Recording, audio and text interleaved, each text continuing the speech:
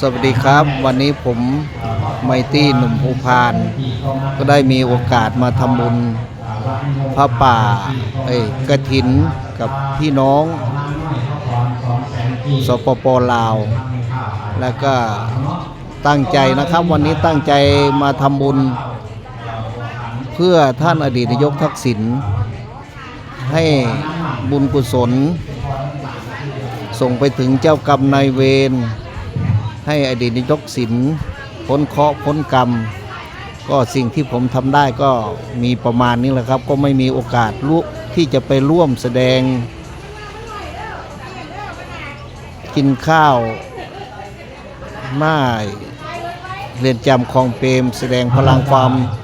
รักศรัทธาของอดีตนายกทักษิณก็ได้แสดงออกมาทำบุญเพื่ออดีตนายกทักษิณนะครับวันนี้ก็มาทำ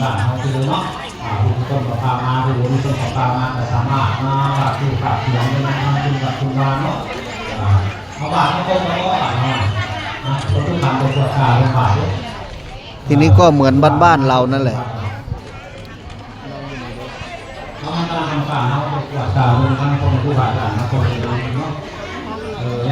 นี่คือลงทาน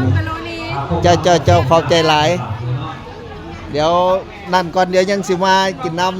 ำจ้า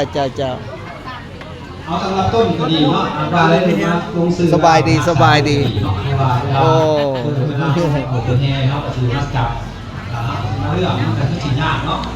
อันนี้เป็นลงทานครับเอาต่อมากันเลยมีสายทางศรัทธาเข้ามันครอบครัวลงทาน200,000 กีบต่อมาการทำบุญมันก็คล้ายๆบ้านเรานะประเพณีวัฒนธรรมต่อมากันเลยมีสายทางศรัทธา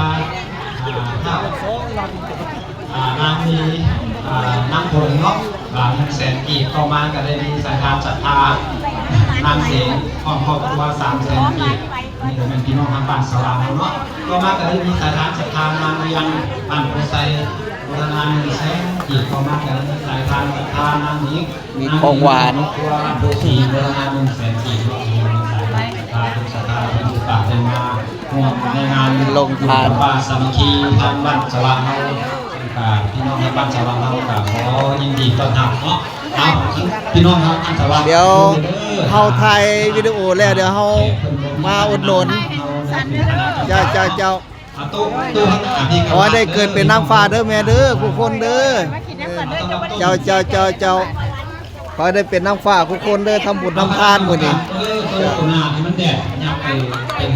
ไปลำพงเนาะลงลำพงเนาะ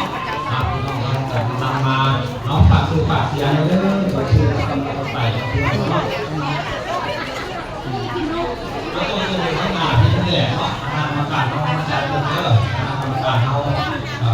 ขายดีเนาะเขากีท่าใครเนี่ยขายดีเนาะแม่เนาะขายดีขนาด